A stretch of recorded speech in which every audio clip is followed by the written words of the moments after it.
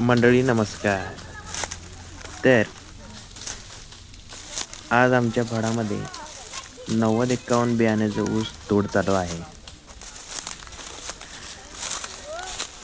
आज ह्या माणसाने जवळजवळ 1 एकराचा प्लॉट 5 वाजेपर्यंत पूर्ण संपवलेला आहे.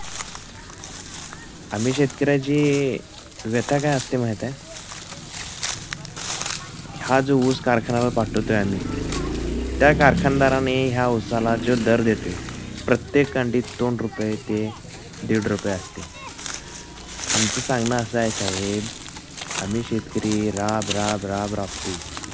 तर आमच्या ह्या ऊसाच्या एक कांडीला तुम्ही ₹2 किंमत लावताय. आम्ही ह्याच्यात कसं कमवायचं, कसं जगायचं? तर असो, शेतकरीची व्यथा शेतकऱ्याकडे.